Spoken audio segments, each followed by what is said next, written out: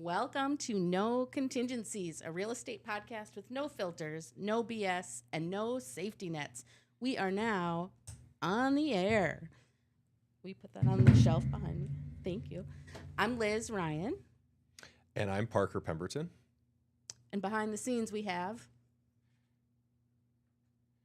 Nicholas Walpole, glorified tech support.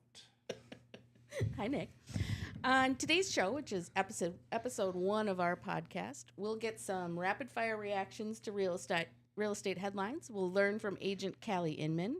We'll hear some industry insights from Parker and rate some truly impressive Halloween costumes. So here we go. Parker, are you ready for your first headline? Yeah, let's go. Okay, so we're giving you 30 seconds to read and react to this headline, and then I'm cutting you off. You ready? Yeah. Okay. Nick, tell us when you're ready with the first one.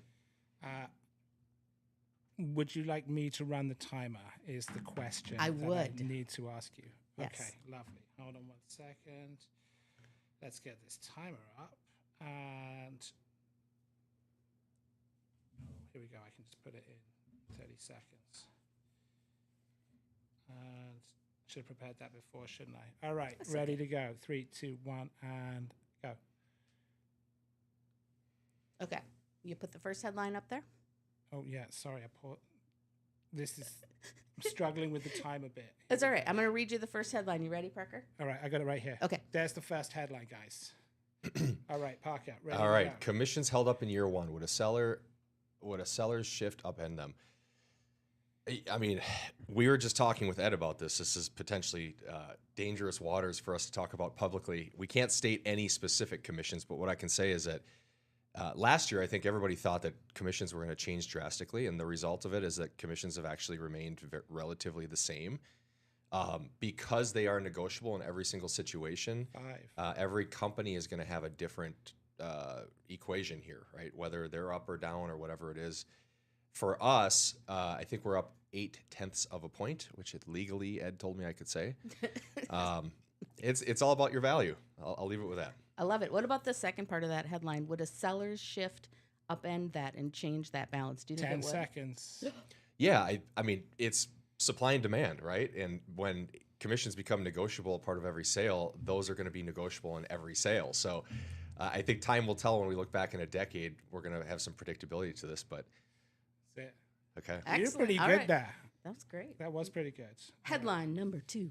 Headline number 2 coming up right here. And there we go. All right. That is All headline right, number Compass 2. pulls Redfin into a Zillow private listing lawsuit.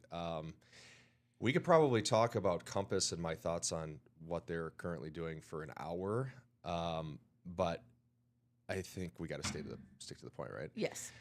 Look, these are billion-dollar companies with massive law firms on staff at these companies, constantly pushing and pulling for industry attention and posturing for the advantage. And really, I think as an agent, you should not care about this. Nothing about this is affecting your day-to-day business. It's just glorified headlines like we see on Fox or CNN that want to distract you from what really matters. Right now, it really doesn't matter. Let them go to war. Let them spend billions of dollars. They're 10 publicly seconds. traded. Do you think we're all just overly sensitive to the lawsuits after the NAR settlement? Like that class action lawsuit turned into a policy change for everyone. So then people think, oh, this lawsuit must be important too. Yeah, but I mean, to get a little political here, I feel like they're trying to pull us in polar opposite directions here in the industry. It's like Compass versus the world, EXP against Compass, Indie against blah, blah, blah. And like, it doesn't need to be extreme to extreme. It doesn't need to be posturing different groups against each other. I mean, let's get back to the core, like, main point of why we're here. It's to help buyers and sellers and investors and people win in the marketplace. Yeah. All of this, I think, is just a distraction to what really matters the most. 100%. All right, Nick, we're ready for headline number 3. All right. Headline number 3 coming right up. Give it a little read. Next one. Oh, next one. Yep, sorry. There it is. Headline number 3. Well, and to add to this, every single morning I wake up, I read these from my favorite 5 sites. So this is just constant, everyday stuff for me. Other people might feel differently, but it'll just preface it with that. Like I start my day reading all of these things first. I feel like it's somewhat of a benefit to us to do that. 100%. Okay, so react to this one, then I'm coming back to your favorite. Consumers 5 less sites. worried about interest rates. Well, yeah, because we've literally been in this for 3 years now. I mean, if you would have asked this question in June, I think the answer would have been drastically different. But life moves on, families grow, people die, jobs change, people get relocated. Like, you have to get over the fact that the interest rate is the interest rate. It doesn't matter if it's 6.4 or 6.2. Yeah. Life happens, and I think consumers are starting to get used to that. Yeah, no, that makes sense. Okay, come back to where you started with there. What are your 5 favorite sites that you look at every day? Even give us 2. My favorite is RIS. I love those guys. John Featherstone, I think, has a great company. Shout out John. Yeah, John's great. Does a lot for the industry. I like Resi Club. I like Altos Research. I like a couple of private sources that are just industry friends. Inman from time to time. I liked Inman more when the comments section was actually valid. Ooh. Now it's just a bunch of people trying to sell you Instagram ads. But Brad pieced out like 5 years ago, so I think that was the change. But yeah, I try to keep it to 5 because everyone's trying to sell you something and everything is rolling into your inbox all the time. And so those are the 5 that I typically like.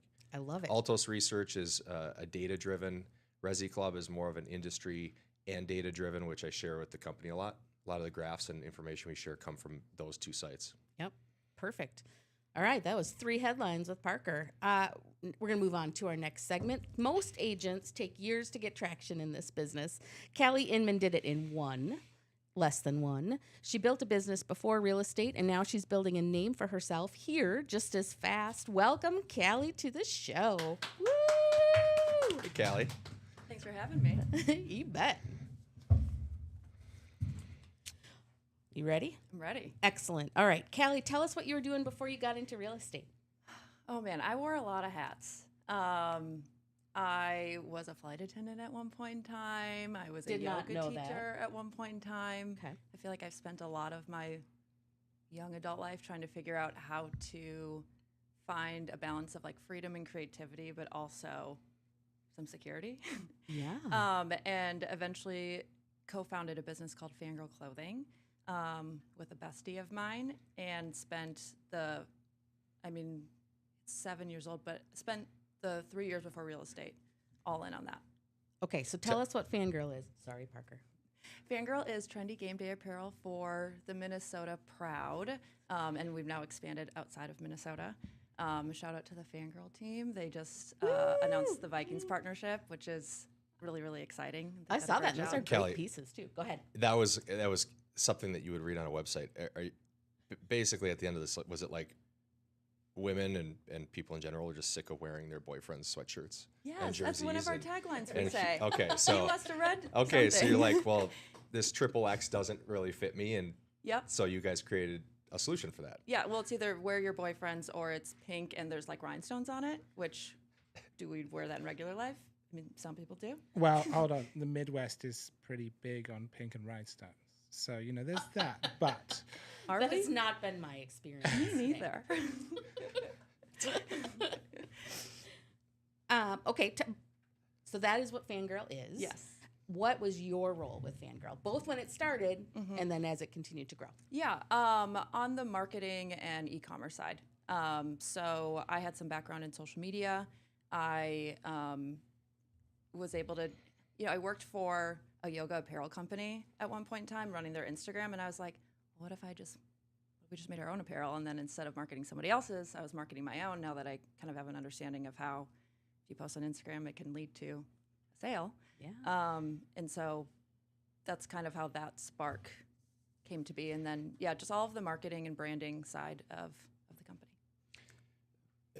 What I'm hearing through that is that there was you and your partner identified a problem in the marketplace, and you went out, took action, and solved that problem. That's when we interviewed you the first time. That's what I was most impressed with, was that you guys actually went out and did something different. You weren't thinking about the money. You weren't thinking about how are you going to make it. You just took action and did the thing. How has that mentality helped you to a fast start in real estate? Yeah, I actually got really, really good business advice at one point in time that I say all the time. that is like the answer to that, which is you can have all these ideas and you can be like, think about the exciting steps that are like steps 5, 6, or 7. But until you get from 0 to 1, you can't do any of the other steps. Yeah. And so with Fangirl, it was, we need a product. If we don't have a product, we don't have something to sell. With real estate, it's like, I need a license. Okay, now I'm 0 to 1. Now what do I need to support that license? So I think just actually starting something and having to build the bare bones foundation of something and keep going from there. That's amazing. I think if I were to name just a couple things that I think have made you successful, number 1, very open-minded to learning new things. 2, you show up every day. I think you're in the office every day. And agents that show up typically do amazing. 3, I've never seen you complain, blame, or make excuses. I've seen you get $70,000 leads that come through the pipeline, and I've seen you out there with $2 million leads. Talk about that. What's your mindset when you're meeting new customers, whether they're your friends, your family, or just some of our online sources that come through? Yeah, this is my first time really in sales. Yeah. And so I've never trained in sales. I didn't know if I was gonna be good at it. I mean, I honestly don't think I thought I wanted to be in sales. Like the thought of like hitting a quota in Q3 like wasn't very exciting to me. But it was like the rest of real estate that got me excited because I felt like it checked a lot of boxes. But I think that kind of aversion to wanting to be in sales helps me a lot with clients. I just think a lot about how I or other people make people feel.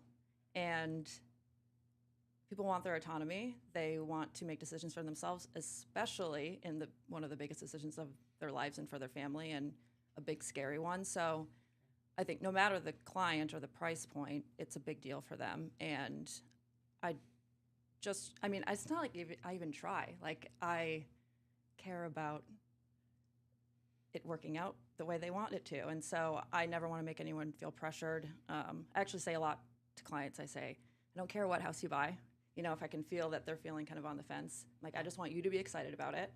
And I want to like help guide you in that. So instead of them following me, it's like I'm just kind of side by side with them instead. Everyone listening should write that line down, by the way. Yeah. I don't think care what house you buy. I just want the best for you. Yeah, I want to help you I want the best for you, and I want to help you through this journey. Do you feel like now that you're down this path, do you still feel like it's considered sales? No. I mean, there is like some aspects or like some little parts of it that I'm like, oh, I feel like I'm in a sales role, but it's very minimal.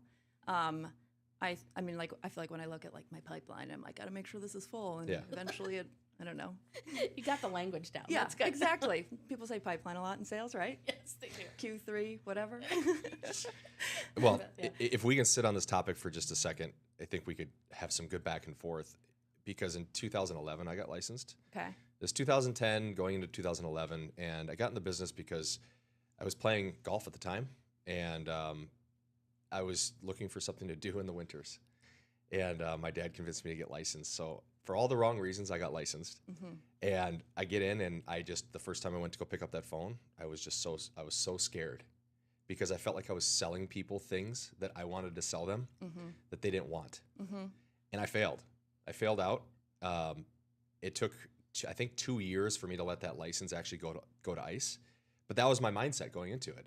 And then in 2016, I got back into it with more of the mindset of solving the problem that the consumer has at this current moment. Kind of find the solution to the problem that the marketplace has. Mm-hmm. And if we can be creative and find those solutions and present the best houses and be the best at it, a great business can grow from that. Do you relate to that?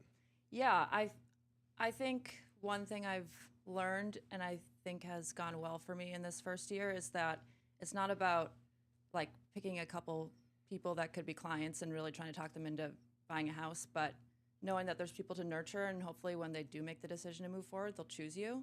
But spending your time getting yourself out and talking to as many people, and then when people are ready, they'll pick you.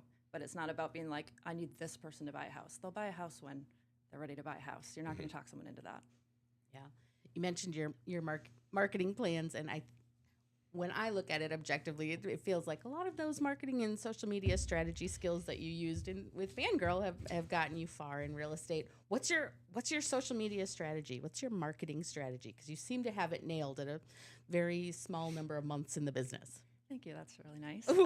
I could talk about this for a whole week, so I'm going to try to sum it up. Awesome. Well, first, the way the algorithms are now, you have to catch people's eye, and you have to be very, very clear. If you make someone work to understand what you're trying to say, you will lose them before they even care enough to scroll past you. The other part is having some authenticity, and I think that word can be overused a little bit, but just that people feel like they're looking at and relating to a real person. I think between like being so over consumed with ads and now AI, people are really sensitive to just another fake thing in your feed. And then what else? Oh my gosh. Adding value. It's the same thing as sales. I'm not trying to sell you something. I'm not making this about me. I want to make this about you. And I'll talk about making it about you through my own experience, rather than saying like, this is what I did and this is how great I am. This is my experience and this is how it can help you. Can I ask a question, Callie? Yeah. Did you instinctively know the people you wanted to work with, or did you have to sit down and say, okay, this is my avatar client? Was that a process for you, or did you always just have it? I don't think I've gone through any kind of process like that. I feel like I'll work for anybody as long as they're respectful people. I don't know. I haven't really turned any clients down. Yeah. So. Well, I come back to this quick because you talked about all the things you did before real estate. You were gaining experience and you were failing forward in all of those roles. Like you were trying things, you were tinkering, you were modifying, you were figuring out what is your brand. And really, like you said at the end there, it's a platform to provide value to your potential customers and clients. And by the way, a lot of people online aren't even watching your stuff. And so I think, not you specifically, I'm talking about everybody. I think everyone gets that hesitancy or that just feeling of like, why am I doing this on social media? You got to understand, like, you have an opportunity to be the lighthouse to all of those people that value and respect you. And the more consistent you become, the higher you rank as the advisor in their life when it comes time for them to buy or sell. And then the longer you do this and the more consistent you are, the bigger that group of people gets. So that's the biggest thing is, are you providing value? Like you specifically absolutely are. You don't try to act like you know everything, which I think is a respectable trait. It's never carbon copy. It's never like you have to be perfect. It's never filtered. It's never edited. It's like you and your car talking about something you're excited about or like a problem that you just solved. And I think that's what wins in today's market when you're marketing yourself. Well, so the three characteristics that you identified there, being clear, being authentic, and providing value, I love those, but also I love to hear, like, what does that mean to you specifically? So give me an example of something. Like, if you wanted to make a message clear, what does that mean? Okay, this is one of the things I could talk about for a long time. Love it. It's really hard in real estate because we are in contracts all day. And I mean, do people really care about hearing about how we're navigating contracts? But it is such an important part of us protecting and being there for our clients. Yeah.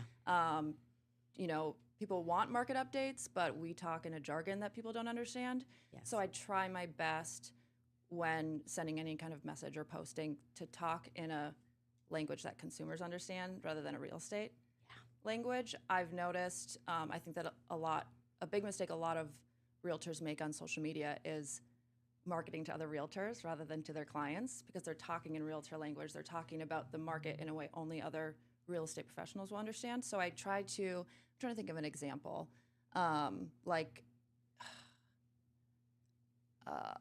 Instead of listing agent, I might say like the seller's agent or like something like that. Or I try to say realtor instead of agent even because the everyday person doesn't say agent, they say realtor or real estate agent. So things like that. Yeah, no, that's really smart. I know we just focused on social media there for a few minutes, but social media, because I've watched you start in this business and I've watched you get to today, it's a supplement to your business. There is so much more behind the scenes. It's not like social media is your main focus. You're not the type of person that makes 2 posts a day and calls it quits and it's like, hey, come to me. Like, you're actually out there every day. You're in the office prospecting, making calls, connecting with humans. And on the side, you're running your social media channels like a marketing channel, right? Like we talked about, it's a platform to provide value to people. So anybody that's listening to this, like, don't mistake yourself. Callie did not show up in this business and just start posting on Instagram and all of a sudden start getting business. Like, No. she works her ass off, and through time, that network is going to continue to grow and grow and grow. Right. No, Yeah. absolutely. Okay, to make you a little bit more vulnerable, tell us, what do you feel like is the biggest challenge that you're facing to get to the next level, whatever that means for you? Yeah, I think growing my personal business. I think that's where the biggest question mark still is for me. I think, I was very intentional about deciding to become a real estate agent. And, there was a lot of questions for me in the beginning of like, how much of this is like the output is equal to the input, and like what equals what as far as like the work you put in. Yeah. And I think one of the last questions I have out there today is, how do I turn my sphere and my personal relationships into the core part of my business and have it grow? And I know it takes time, but I just want to make sure I'm nurturing that. So probably that. And I also don't want to, we've talked a lot about how I don't feel like this is sales, but I don't, especially in my personal, don't want to make anyone feel like they're being sold to. So it's like kind of trusting the process. Yeah. Yeah. When you're Callie, the biggest challenge that I think is sitting in that consistency mode for long enough, delaying gratification long enough where you can see the actual results come back to you. Because this year you're going to sell, well, at one point you had, I think you said 9 or 10 pending.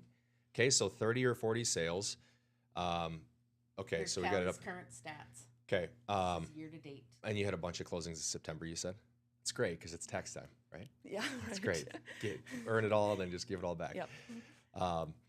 It's sitting in that long enough, saying, I can do this for 2 years or 3 years or 5 years without going and buying the fancy car or moving up in the house or spending the vacations. Because what's going to happen is you're going to have this massive database of past clients that you are going to stay in touch with. And when need meets marketing, it's super powerful. And I've watched this happen to so many agents that have come through our company. I've also lived it myself. If you can delay it long enough, which very few can, that year 3, 4, 5, all of a sudden income goes from, I don't know, name your income. It'll go up 2.5, 3x from there because your personal sphere will start coming back. All those homes you sold in 2024 and 2025 will now be listing and selling again. So I wear this out with the company all the time. If you can sit in that and delay it long enough, you can have anything you want later in your career. Love that. Yep. Okay, final question for you, Callie. What's your best piece of advice for other agents out there? Good question. I mean, you have to, I feel like this is obvious maybe, but you have to treat it like a career. Yeah. Just show up every day. I mean, I just never questioned that. You show up, get up in the morning, you show up to work. And then probably, I mean, I think something that you said, no one knows everything. I was actually just thinking about this the other day. Real estate really is like a practice, and I really love that about it. Yeah. Every client is different, every transaction is different, and it's like continuing to practice your profession. And so knowing that you don't know everything and continuing to learn in every scenario. Yeah. I love that. If you don't already follow Callie on social, you should. So take a minute to do that now.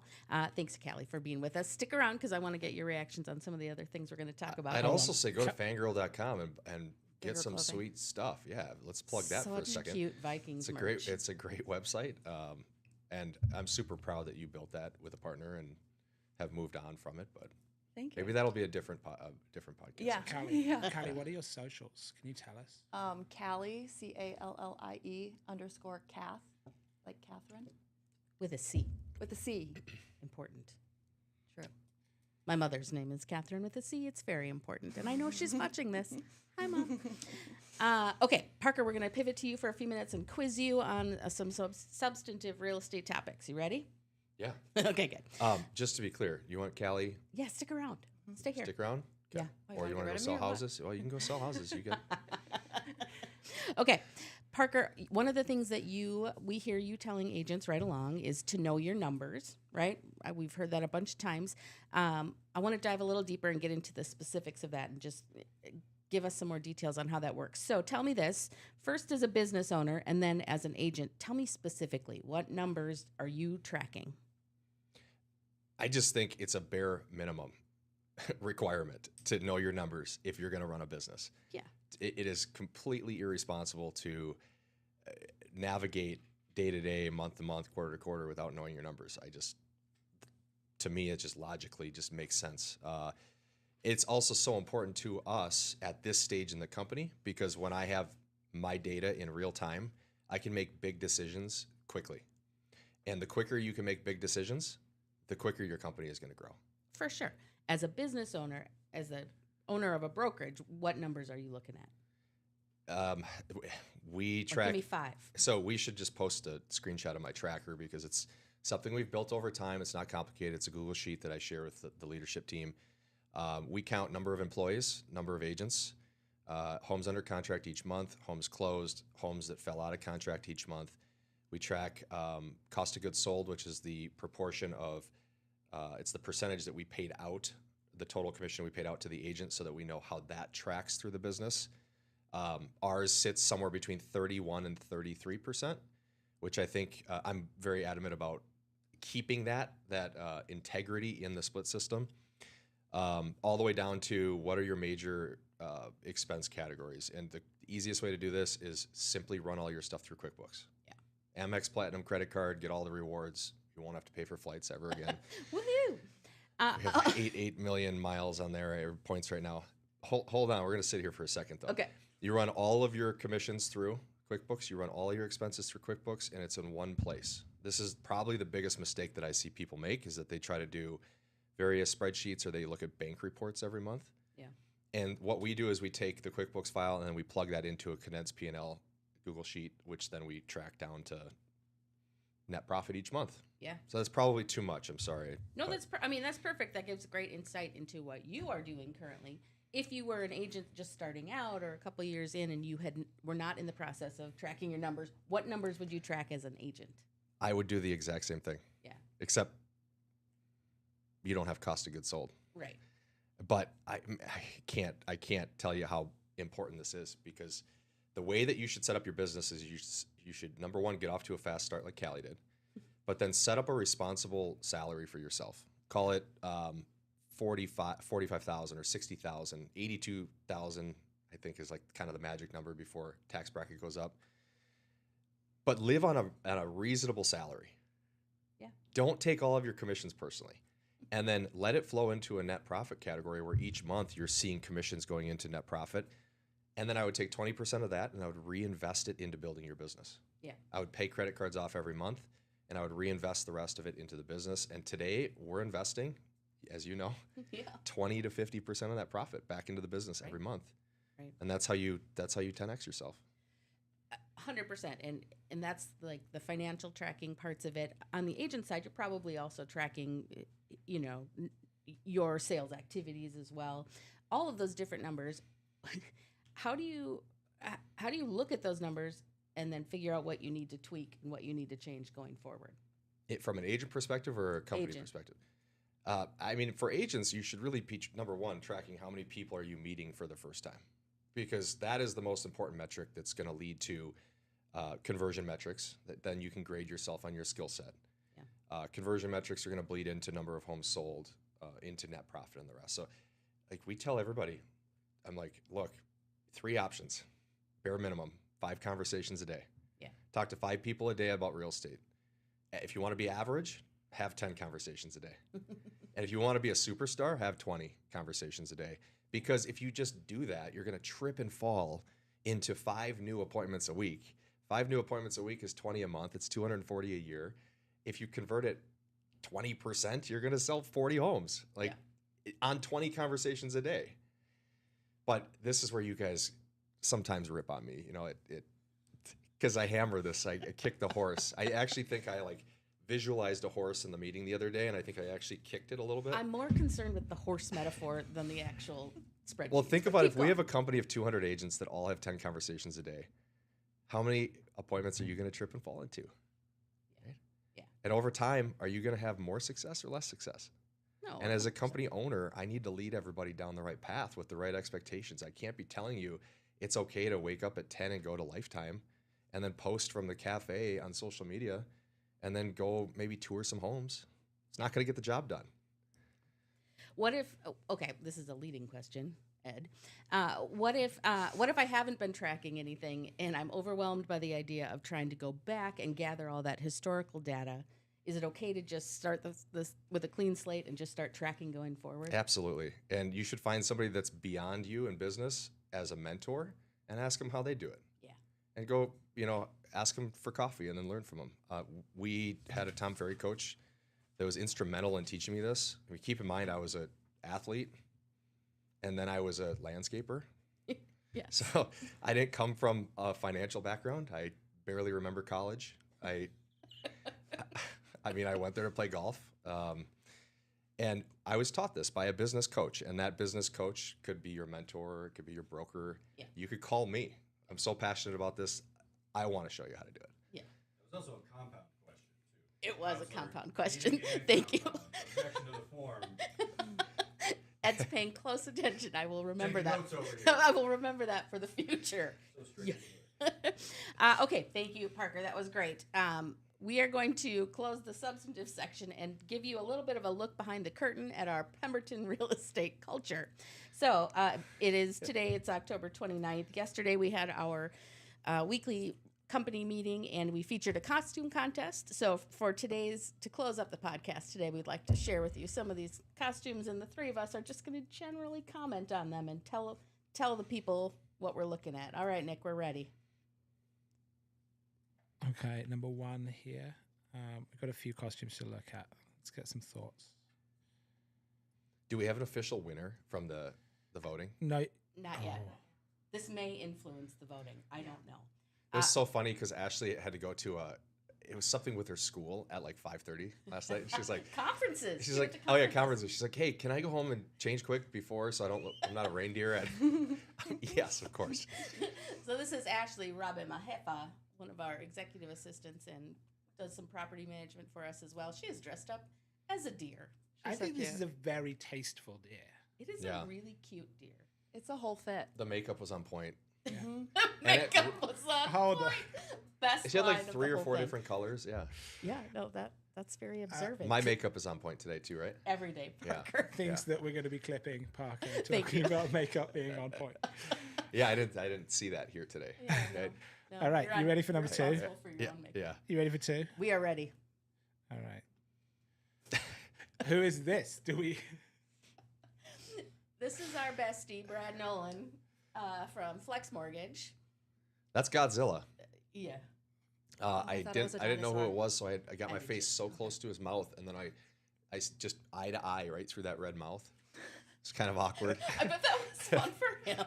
That's just a little creepy. So that is. We had about 50% dressed up yesterday. It was a good percentage. Right? Yeah. Yeah. I think we had more last year, but we had some really good ones this year. It was. I think it was actually on Halloween last year. It's Yeah. tough when it's 3 full days early. all right, here we go. All right. I got costume 3. Costume 3. Oh, Liz Gust. this Gust is all in on the costume. It's so fun. I don't know quite how to do. I don't know what it is. This is Dia de los Muertes. Okay. the Mexican Day of the Dead. Oh, So that she's- makes sense. Fair. She's got that. She went all out, and honestly, I can't believe you used that photo. You could have really embarrassed her with that one where she was doing the spider. There was 6 photos of different poses, She took a and lot of them. I toyed with doing a collage and then ran out of time, so I just put the basic one in. She always goes all out. She does. That's great. I did not dress up. Liz did. Hold on. that's not entirely true, but there's Not a for the story. meeting. No, there's a story Not behind for that. the meeting. Guys, we gotta watch our page we gotta- carefully. Privately? You'll see. Yeah, you'll see.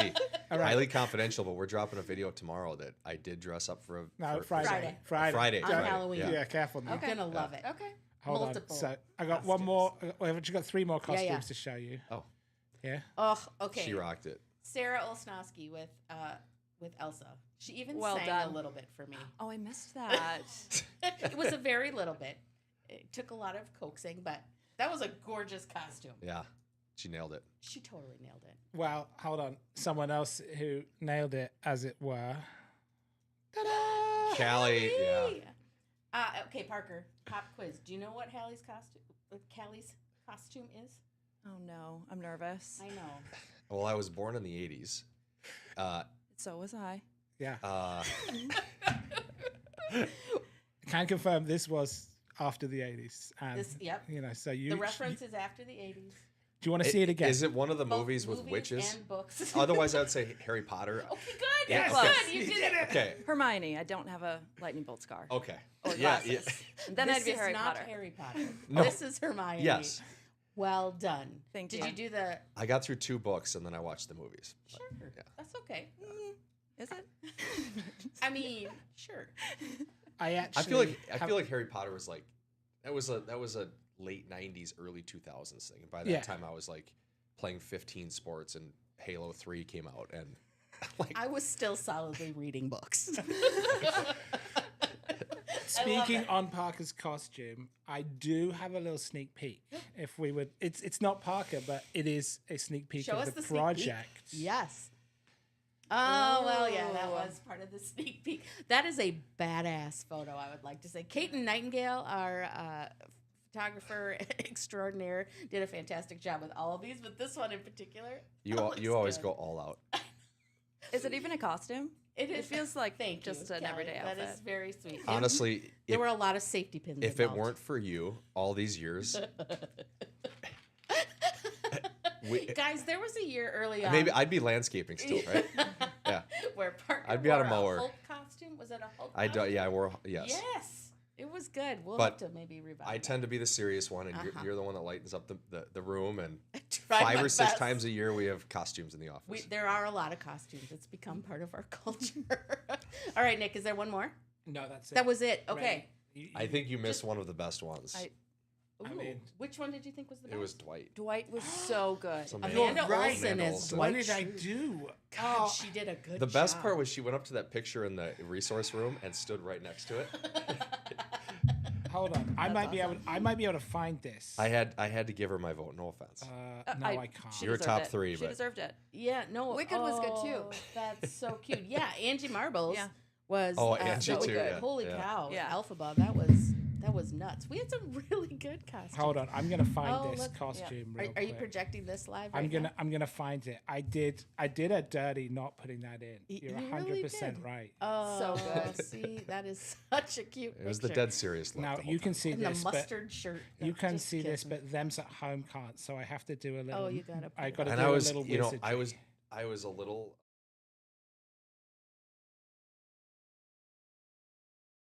You're a Dog the Bounty Hunter. Yes, she did. Uh, It was very good. yeah. I Kelly can't had something do else it going live. on. You can't do it like it's okay. Sorry, We'll throw it guys. up on the Facebook page just Yeah. for funsies. I'm sorry, Dwight. Amanda Olsen, we Look into the apologize. camera. Amanda, Look into the camera. Dwight, I did you dirty. That was a wonderful costume, and I told you so. Fantastic. Sorry. All right, guys, I love it. That is it for today's episode of No Contingencies. If you got value from this conversation, take a second to share it with another agent who's serious about growing in this market. The industry's changing fast. You can either adapt and lead or get left behind. If you're looking for a brokerage that's forward-thinking, accountability-driven, and built for the next chapter of real estate, we should talk with Parker. Thanks for listening. Get out there and make something happen.